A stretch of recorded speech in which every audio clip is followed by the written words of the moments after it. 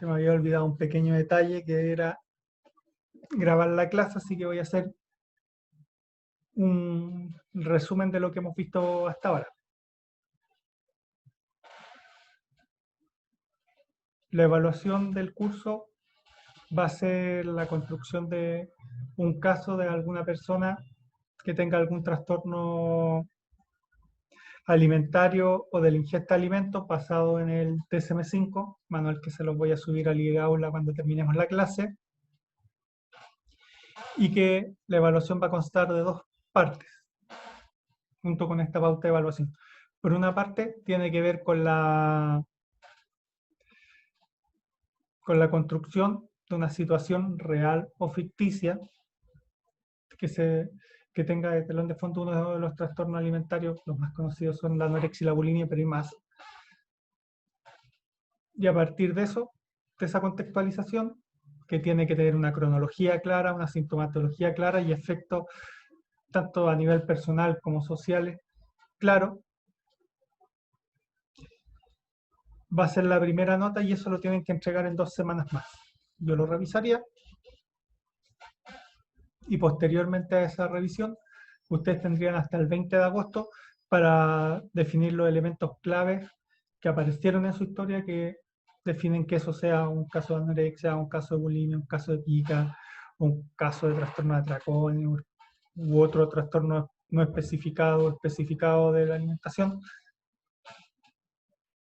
Y posteriormente, qué efectos nutricionales puede tener una persona el que ingiera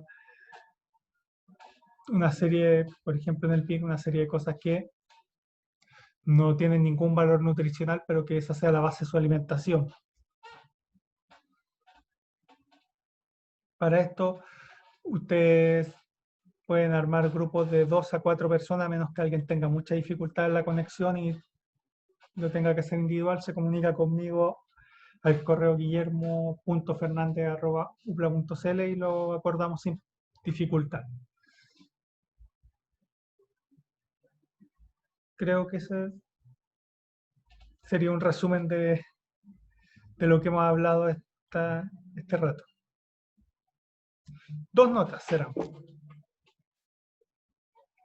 La primera nota con el punto 1 de la contextualización y la segunda nota, Camila pregunta cuántas notas van a ser en total, y la segunda nota sería de los puntos 2 y 3, la parte final del trabajo.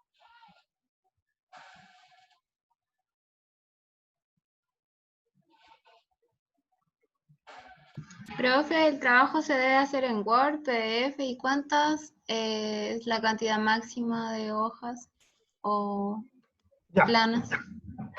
El Y si se formato, pueden incluir imágenes o cosas así. el formato del trabajo es básicamente una letra. Prefiero que sea en Word simplemente porque puedo mandarle retroalimentaciones con los comentarios. En PDF me cuesta mandarle retroalimentaciones porque es una nota adhesiva y cuando abro el mismo archivo desde otro computador las notas se cambian un poco de posición, pero yo en eso no tengo dificultad en que lo manden PDF o Word. A mí me facilita más el Word para la retroalimentación hacia ustedes, pero no es necesario como requisito. Letra, que sea alguna letra tradicional de Word o OpenWord, que son Arial, Times New Roman, Calibri, de ese tipo de letra, no me pongan una gótica o algo por el estilo, y tamaño entre 10 y 11. Yo en verdad soy medio ciego, así que los lentes no los uso de adorno. Entonces en ese sentido les pediría una letra de ese tamaño. Dicho eso, máximo, o lo que yo pensaba como máximo, son 3 planas de texto.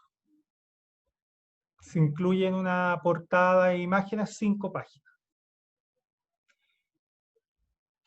Una página por cada punto de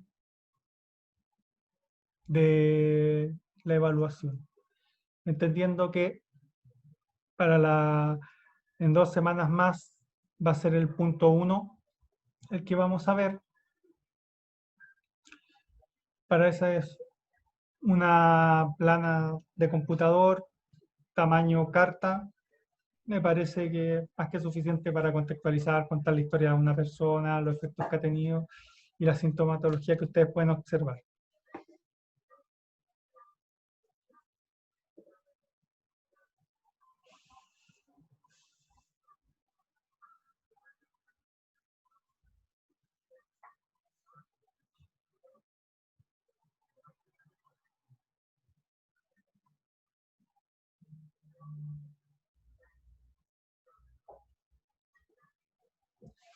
¿Alguna otra pregunta, consulta sobre el tema?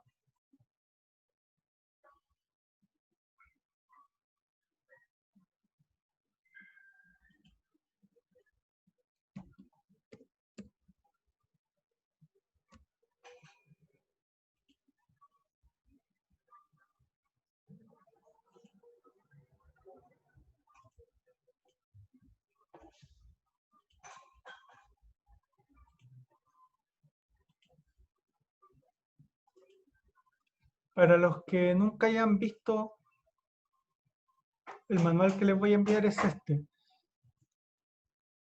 el DSM-5, que es la guía de criterio diagnóstico.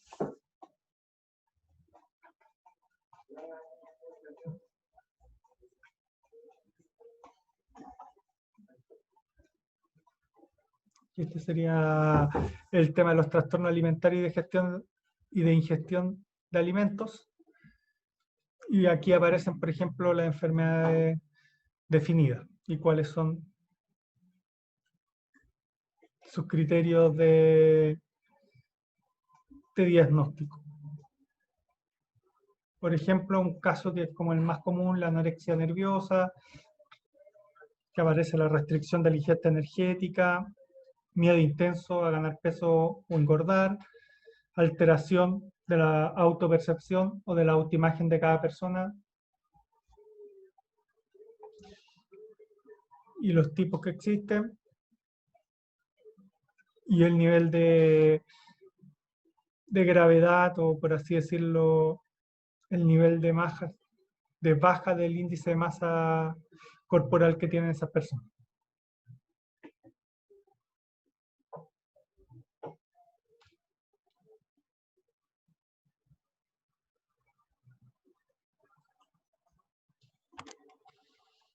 ¿Hasta aquí alguna duda, consulta?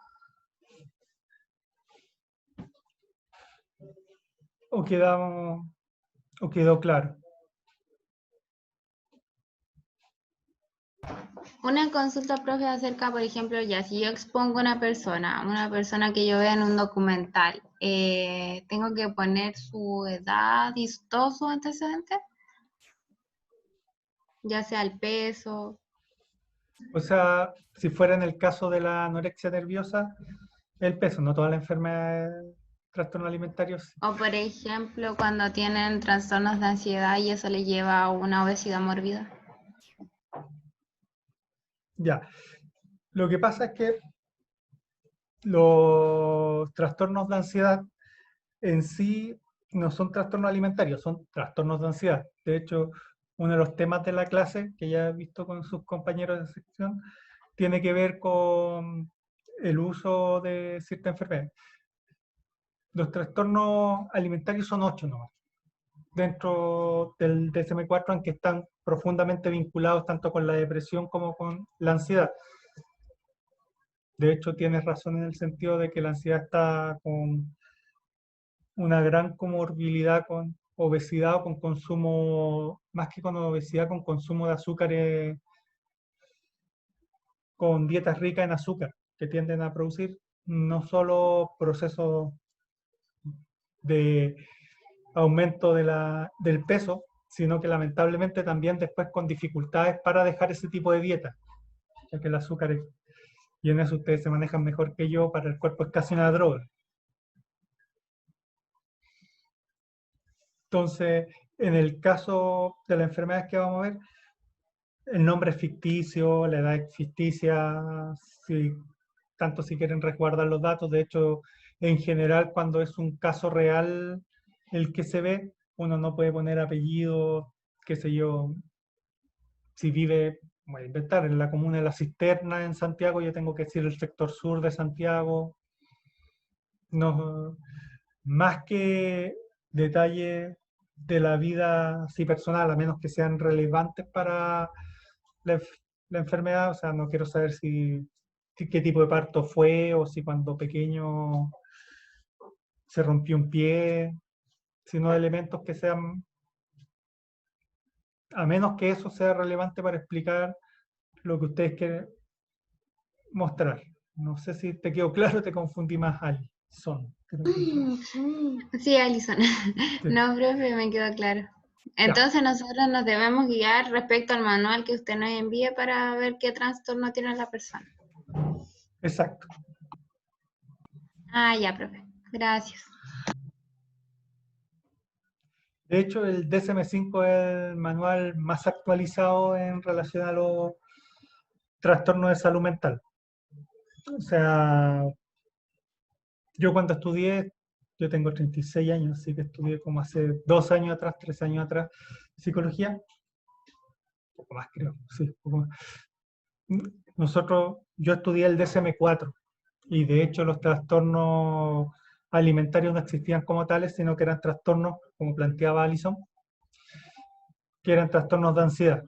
En esta nueva nomenclatura, que no tiene más de 3 años, pasó a ser un trastorno alimentario y está separado de los trastornos de ansiedad.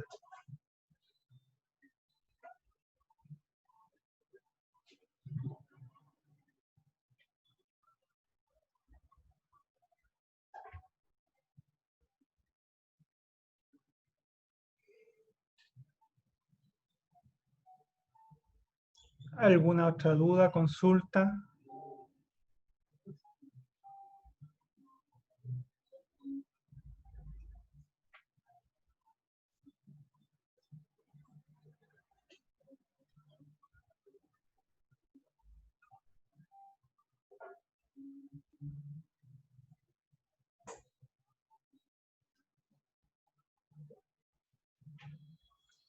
Gracias, Nico. Ya, entonces voy a intentar hacer en velocidad express el tema que tenía pensado para la clase hoy día, que es básicamente conceptos del habla común que se utilizan mucho, que utilizamos mucho, pero que puede llevar a confusión cuando se quieren utilizar como criterios diagnósticos. Voy a compartir pantalla.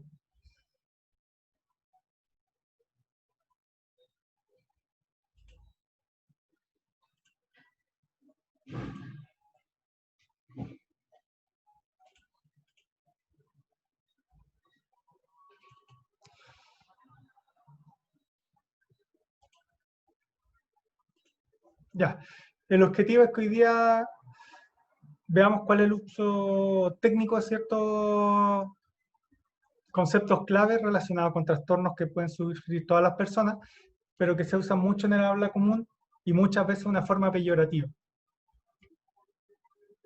Entonces vamos a ver 4 conceptos. Ojalá podamos, si no, lo retomamos en la próxima clase, que son la ansiedad, la histeria, o plantearle que alguien es histérico, el estrés y la depresión. Entonces, lo primero, el Power también se los voy a subir a aula virtual, así que no se preocupen en ese sentido. Era lo que les comenté hace un rato. Lo que diferencia un rasgo de personalidad de un trastorno de salud mental es si mi capacidad de funcionar y de adaptarme al medio ambiente se ve afectado o no por ese rasgo de personalidad. Una cosa es ser ordenado, otra es tener un trastorno obsesivo compulsivo. Algo es ser una persona muy detallista, muy pendiente de los detalles, que intente controlar todo, y lo otro es tener un trastorno de ansiedad por adaptabilidad, porque no soy capaz de controlar todas las variables que existen en el universo. Una cosa es ser una persona melancólica, más solitaria, y otra es tener una depresión. Entonces, el criterio básico para decir si algo te hace o plantea que eres una persona que tiene un trastorno de salud mental o no, es la adaptabilidad y la funcionalidad. En segundo lugar, muchas de las palabras, los malos entendidos, tienen que ver con la propia evolución de la psicología y de las ciencias sociales. O sea, por ejemplo, hasta hace no tanto tiempo atrás, en los años 60, en el DSM-2, la homosexualidad era un trastorno mental al nivel de la zoofilia o la pedofilia. Existía, por ejemplo, la idea, existía como criterio diagnóstico, como yo ahora digo que una persona tiene un rango de inteligencia limítrofe o tiene un rango de, de déficit intelectual o tiene una inteligencia superior a la media, existía un criterio diagnóstico que se llama la idiotez, que una persona era idiota. Ahora es un insulto que es un criterio diagnóstico en relación a la inteligencia. O, por ejemplo, los avances en la propia comprensión de los trastornos de salud mental hacen que hasta hace 3 años atrás habláramos, por lo menos la gente que trabajamos en esto, de el Asperger o del autismo, cuando ahora se plantea que es un espectro autista que tiene una serie de conductas y que puede mejorar en relación a la adaptabilidad al medio, y que no es un criterio y que no, su comportamiento no está, por así decirlo, determinado por un criterio diagnóstico, que siempre hay rango de mejora. Haciendo esa aclaración, vamos a partir con la ansiedad y con su definición más clásica, que tiene que ver con la reacción anticipatoria a una amenaza futura. ¿Esto qué quiere decir? Que, por ejemplo, el visualizar posibles escenarios y tomar resguardo de eso es la base de la ansiedad. ¿Qué quiere decir? Qué sé yo, en este caso, yo tenía que hacer clases con ustedes y y realicé reacciones anticipatorias. Le envié el link de la clase, o sea, programé la clase con un día de anticipación, preparé el material, tenía abierto, qué sé yo, este Power, la pauta de trabajo y el DSM antes de partir la clase. Realicé una serie de conductas, que son las esperables, en relación a la clase. Ahora, si se dan cuenta, todos nosotros nos manejamos con criterio ansioso todos los días. Qué sé yo, si tuviésemos que hacer una clase normal, yo voy a partir de la idea de que si estuviéramos sin pandemia, la clase parte a las 9. Perdón, parte a las 2:30. Estoy pensando en una clase que tenía en la mañana. Parte a las 2:30. Pero eso implica que ustedes se tenían que levantar en la mañana, ducharse, comer algo, almorzar, vestirse, ir a la universidad y estar más o menos a las 2:30 para estar en clase. Y eso uno normalmente, a menos que uno sea muy bueno para anticipar todo en la vida, más bien dicho, sea muy bueno para improvisar, uno lo piensa desde el día anterior. Por tanto, en general, nosotros nos movemos anticipando las situaciones que nos van a pasar a futuro. Si se dan cuenta, entonces la ansiedad es algo normal. Cuando pasa a ser una enfermedad, cuando la cantidad de cosas que empezamos a prever aumentan tan exponencialmente que nos hace imposible controlarlo, o que no somos capaces de solucionarlo en nuestra mente lo que va a pasar. Por eso la angustia tiene una diferencia súper específica con el miedo. El miedo es sentirme amenazado por algo que está presente. Un ejemplo, mi mamá le tiene terror a la araña, pero si la araña, qué sé yo, cuando era más pequeño, si la araña la pisaba o la tomaba en un vaso y la dejaba en el patio, a mi mamá se le pasaba el miedo. En cambio, la angustia sería, por ejemplo, una persona que le tiene miedo a la araña, pero empieza a pensar dónde se pueden esconder las arañas, que tiene que ir a comprar al otro día insecticida para matar todas las arañas posibles, que no puede dormir ni pegar un ojo en la noche pensando que una araña se le puede subir mientras duerme. Toda esa serie de conductas ya son angustia. Y cuando esas conductas ya, por ejemplo, no pude dormir en toda la noche, no pegué un ojo, y al otro día rindo muy mal en mi trabajo, porque como no dormí, no me puedo concentrar, doy respuesta errática, eso ya pasa a ser un trastorno y de los distintos tipos de trastorno de ansiedad. Entonces, las concepciones erróneas que existen en relación a la ansiedad es que siempre es un problema de salud mental y como les planteé, es una reacción natural e incluso, por así decirlo, deseable en el tipo de sociedad que vivimos. Tenemos que estar con cierto nivel de precaución o de previsión de lo que va a pasar más adelante para estar trabajando. La verdad es que cuando a alguien se le declara los trastornos de ansiedad no pueden controlarse. No son personas, no, a ninguna persona que tiene un trastorno de ansiedad, un trastorno de pánico, por ejemplo, un ataque de pánico, la persona que sufre el ataque de pánico no quiere tener el ataque de pánico. Lo tiene ya exactamente porque no puede controlarlo. Por tanto, necesitan ayuda.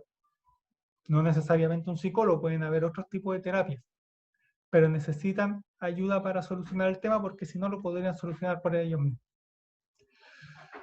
La idea de que, qué sé yo, la idea súper común de deja de pensar en lo que te da ansiedad y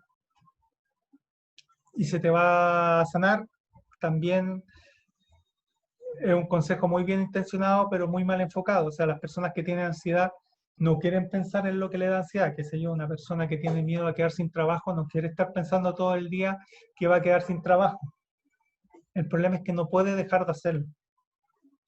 Por lo cual, cuando uno le dice, pero deja de pensar en lo que te produce ansiedad, te estás pidiendo que haga algo que ha intentado hacer por mucho tiempo y no ha podido. Por tanto, eso también es una falsa o una concepción errónea. Algunas personas creen que como no hay brotes psicóticos o no tiene los elementos tan conocidos de la depresión, los trastornos de ansiedad no son relevantes. Y la verdad es que para las personas que padecen ataques de pánico, trastornos de adaptabilidad, la verdad es que son súper invalidantes en su vida diaria, no pueden salir normalmente de su casa, tienen mucho miedo de que les vaya a ocurrir esto en otro espacio, lo que hace recluirse mucho en sus casas. Por tanto, el creer que la ansiedad no es relevante o no genera elementos muy negativos para la persona también es una forma un poco de... ¿Y qué pasa con todos los trastornos de salud mental? Que pareciera que no son tan graves un trastorno de salud mental que cuando yo hablo de cáncer. Y la verdad es que para la persona muchas veces es peor. La verdad es que los trastornos de ansiedad no se dan ni por debilidad, ni porque soy frágil, ni porque no he desarrollado herramientas en mi vida diaria que me permitan superar los problemas. La verdad es que todos los trastornos de salud mental están a la vuelta de la esquina de un suceso vital y una falta de apoyo psicosocial. Entonces, también se plantea que la gente con ansiedad es gente problemática o que no tiene las capacidades suficientes y la verdad es que cuando uno indaga en su historia de vida son personas súper normales que se vieron sometidas a presiones muy grandes en algún momento. Por último, que cuando una idea muy extendida de que el alcohol ayuda a sanar la ansiedad, o por lo menos me hace olvidar lo que me está preocupando. La verdad es que el consumo de alcohol lo único que hace es apagar suponiendo de que no sea un consumo de intoxicación, lo que hace es afectar al lóbulo prefrontal del cerebro, pero eso no sana la ansiedad, simplemente me hace perder el control de mí mismo por un tiempo. Pero cuando vuelvo a estar sobrio, vuelvo a tener los mismos síntomas. Y es imposible estar consumiendo alcohol todo el día sin caer en un trastorno de dependencia alcohólica para, por así decirlo, sanar de la ansiedad. En general, y como muy bien dijo Alison, la ansiedad y los problemas de alimentación van muy de la mano. Está muy de la mano con los trastornos de la conducta alimentaria. Estos sean trastornos alimentarios como la anorexia nerviosa o la bulimia nerviosa, que están muy vinculados con trastornos de ansiedad, como así el consumo de dietas altas en azúcares, también está muy relacionado con las adicciones. Personas con una alta ansiedad tienden a tener un mayor consumo de tabaco y alcohol. Por tanto, todo lo que tiene que ver con los trastornos alimentarios y trastornos de la conducta alimenticia están muy relacionados. La Alison puso un ejemplo un poco más extremo del consumo, o sea, de una obesidad mórbida, pero sí en personas con altos niveles de ansiedad es muy fácil notar o el sobrepeso o bajas de peso porque no consume mucho alimento, qué sé yo, lo que se tiende a llamar el colon irritable, que te impide consumir y que normalmente tiene que ver con más aspectos psicosomáticos que con aspectos biológicos propiamente tal. Hasta ahí, ¿alguna duda, consulta en relación a la ansiedad? ¿O les queda más o menos claro? ¿Qué sería la ansiedad propiamente tal y cómo hay que diferenciarlo del trastorno de ansiedad y algunas concepciones? Profe, disculpe, a ¿Sí? mí me quedó una duda. O sea que primero la ansiedad como tal es una reacción anticipatoria a una amenaza futura, ¿verdad? Sí, Pero en la vida diaria uno no ve como amenaza, por ejemplo, lo que usted dijo de ejemplo, como eh, anticiparse a algo que sabemos que va a suceder, como a la clase, por ejemplo. sí. Lo que pasa es que, como les dije al principio, lo que diferencia una enfermedad mental de un rasgo de personalidad son si te hace funcional o no. Una cosa es, qué sé yo, como les dije, preparar la clase, buscar material, hacer el power, tener los archivos abiertos antes de empezar la clase. Y otra cosa es que, por ejemplo, a las 3 de la mañana me hubiese despertado, chuta, se me olvidó poner tal cosa y me ponga a trabajar de 3 a 5 de la mañana, vuelva a dormir y a la hora vuelva a despertarme y diga, uy, podría agregar esta otra cosa, y al final tenga una muy mal sueño pensando en cómo hacerlo cada vez mejor. Porque ahí es cuando te vuelves poco funcional y poco adaptado. Eso es lo que hace la diferencia entre un rasgo de personalidad y una conducta normal. Lo mismo, una cosa que hice yo es tener miedo a que entren a robar a tu casa, más allá de que todas las estadísticas, si yo lo miro objetivamente, la posibilidad de que alguien entre a robar a tu casa con armas de fuego, un robo con violencia, todas las estadísticas dicen que eso pasa más en Alemania que en Chile. El problema es que probablemente muchos de ustedes, o la mayoría de ustedes, crea que Chile es menos seguro que Alemania. Y eso tiene que ver con las percepciones, porque nosotros no nos basamos para definir nuestra realidad en hechos objetivos, nos basamos en las percepciones que tenemos en la realidad. Entonces, por ejemplo, una cosa es que yo tenga miedo de que puedan entrarme a robar, que a lo mejor ponga otro pestillo en la puerta, que en las ventanas ponga reja, hasta personas que se encierran y terminan con toda su vida social por el temor a que puedan entrar a su casa a robar.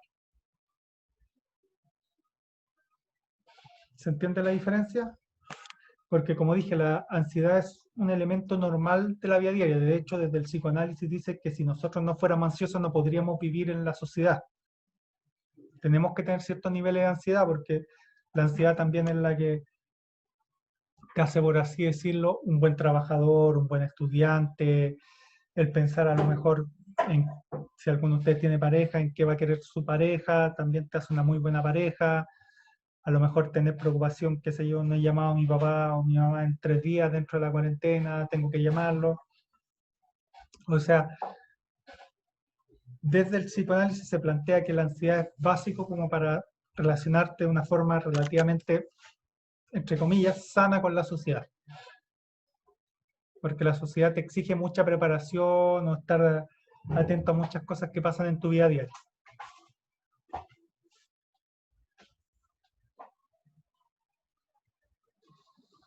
Ah, ya, profe, muchas gracias. Ya, ¿cómo estamos? Ahora. Ya,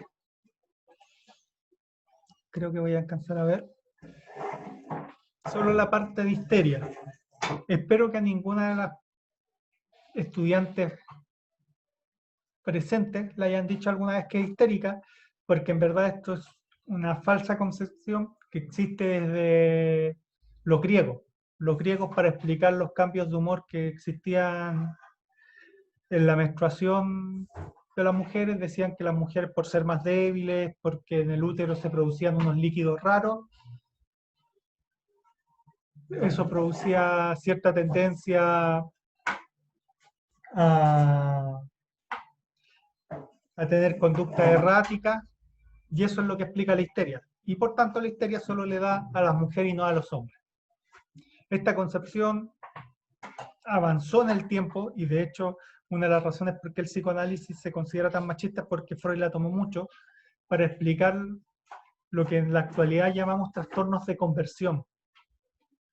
A ver, para contextualizar, Freud vivió en la época victoriana, en que la mujer no podía expresar emociones, no podía decir nada, tenía que interpretar un rol muy específico de ser casi una muñeca, sin capacidad de decir sobre su vida, pero tenía que estar impecable, bella en todo momento, ser muy condescendiente con su esposo, obedecerlo en todo, y no podía mostrar rabia, pena. La alegría tenía que casi ser con una sonrisa, no podía reírse a carcajadas. Un nivel de control tanto del cuerpo como de la reacción emocional es tan grave que en ese tiempo era muy común que las mujeres tuvieran lo que nosotros en la actualidad llamamos trastorno de conversión, que es cuando una persona pierde la posibilidad de mover parte, por ejemplo, de su cuerpo, que funcione bien su cuerpo a pesar de que las terminales nerviosas no estén afectadas. Mujeres que, por ejemplo, perdían parte del movimiento de un brazo, de una pierna, o incluso en los casos más extremos que registró Sigmund Freud, de la visión, y que en verdad no tenían que ver con problemas fisiológicos, sino con somatizaciones de toda la emoción y todo lo que tenían dentro que no podían expresar de una forma sana. Por supuesto, volvió a aplicarse de que eso tenía que ver con, con que las mujeres eran más débiles y era normal que las mujeres, por tener útero, como no tenían pene, que es el signo de superioridad del hombre, para el psicoanálisis, como tenían útero, siempre iban a ser más débiles y tener más facilidad para desarrollar esta enfermedad. Por supuesto, era una enfermedad muy denostada y solo de las mujeres, hasta que llegó la Primera Guerra Mundial, posteriormente la Segunda Guerra Mundial, y los hombres, como somos seres humanos, también nos vemos afectados por enfermedades de este tipo. Solo que como se dieron cuenta que les daba a los hombres y era a los soldados en las trincheras, esto cambió de nombre, ya no se le llamó histeria y pasó a conocerse con una serie de nombres: trastorno de estrés postraumático, síndrome de conversión. Bueno, antes tenía otros dos nombres, pero ahora todos se han fundido en lo que se habla de síndrome de conversión. Pero, qué sé yo, una alergia nerviosa, lo que hablaríamos en la actualidad, la somatización, todo eso que antes supuestamente solo le pasaba a la mujer tenía que ver por una sociedad total y absolutamente represiva con ese género. Ya no tenía que ver con las posibilidades. Y cuando los hombres se vieron a situaciones tan graves como las que se veían las mujeres en el contexto de la guerra, empezaron a manifestar los mismos síntomas. De hecho, esta era así, por ejemplo, hacía las evaluaciones los psicólogos de la época cuando se creía que la histeria era un tema solamente femenino. Por lo tanto, no es un problema de las mujeres, de hecho ya ni siquiera es un diagnóstico médico, de hecho tenemos claridad que es una forma peyorativa de referirse, otra forma más de dominancia frente a las mujeres, que no tiene ningún sustento teórico ni fisiológico. Ahora los llamamos de otras maneras, y dependiendo si es estrés postraumático, la disociación de emoción, un trastorno disociativo o de conversión. Por lo cual, además, cuando yo explicaba todo con que era histeria, lo que decía era básicamente que no definía cuál era la causa del efecto. O sea, decía, ella tiene síntomas de histeria. ¿Por qué tiene síntomas de histeria? Porque es histérica. O sea, era súper recursivo y no tenía ninguna, lo que se pide lo mínimo para una explicación de la salud es explicar por qué da, más allá de que es mujer. Básicamente, existen lo que se llaman en la actualidad los problemas somatomorfos. De hecho, están intentando incluirlo en los criterios diagnósticos como enfermedades diagnósticos, la vigorexia y la ortorexia. ¿Qué quiere decir? Que personas que me disocio tanto de mi cuerpo y tanto de la realidad, que la vigorexia es el trastorno de querer sacar músculos, ser un fisicoculturista y desarrollar los músculos hasta niveles poco sanos para la realidad. Y la ortorexia quiere decir con una alimentación sana a tal extremo que en verdad en vez de ser sana empieza a faltarme una serie de nutrientes que afectan mi desarrollo. Quiere decir que los problemas de conversión o somatomorfos que tiene que ver con mi visión de mi propio cuerpo, no solo la anorexia, no solo la bulimia, afectan fuertemente la idea de, o sea, la relación entre la disociación, entre la realidad, por así decirlo. No, no creo que sea el espacio para discutir si existe una realidad, pero de la realidad que construimos frente a lo que le pasa a mi cuerpo cuando se disocia, por supuesto que hay un fuerte índice de problema alimentario ahí, sea por bulimia, sea por anorexia, sea por vigorexia, ortorexia o algún otro trastorno. De hecho, a nivel más teórico, se plantea que tanto la anorexia como la bulimia es un nivel extremo de trastorno disociativo, es decir, que yo disocio lo que siento, lo que veo como soy, en relación a lo que pasa en la realidad. O sea, lamentablemente cuando ustedes le pregunten a una persona o se enfrentan a una persona con anorexia, se sigue viendo gorda a pesar de que esté varios kilos por debajo y su índice de masa corporal ya sea incluso peligroso para su salud. Se ven y se ven, en el espejo se ven gordos a pesar de esa delgadez extrema. Incluso es poco, no que incluso es poco sana.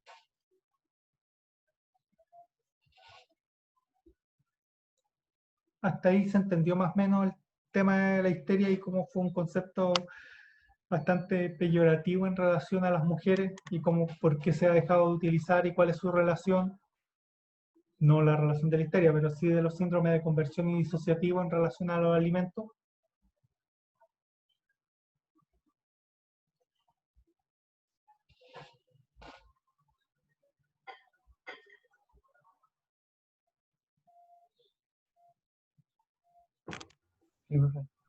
Ya.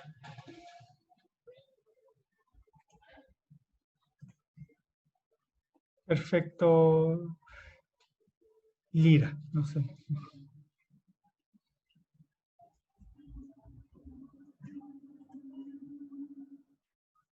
Ya.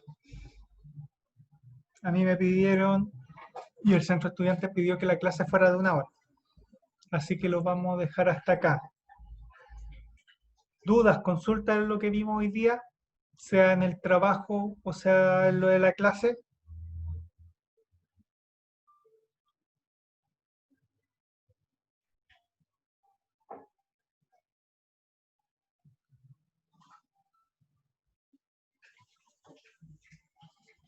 No, profe. Gracias, Felipe. Gracias, Damaris. No sé. Lira también. Ya. Si no hay dudas, lo dejamos hasta acá porque me hicieron comprometerme a no pasarme de 1 hora, que tiendo a alargar mucho la clase. Así que eso. Bueno, no me acuerdo qué compañero ustedes preguntó, lo repito, mi correo es guillermo.fernandez@ubla.cl y cualquier duda, consulta, me avisan. Voy a subir la clase grabada, el PPT y la pauta de evaluación del trabajo, más el DSM-5, hoy día en la tarde. Lo que más me voy a demorar es el video porque el Zoom lo transforma y después tengo que subirlo a YouTube y ahí me demoro un poco más. Pero de aquí a las 6, 7 debiese estar todo arriba. Si no está a esa hora, me mandan un mail, pero yo creo que debiese estar. Eso. Así que fue un gusto volverlo a ver. Cuídense y consulta dudas por el correo o si vuelven a la grabación, espero haber respondido todo lo posible. Chao, cuídense. Chao, Chao, profe. profe, gracias. Chao, profe. Nos vemos.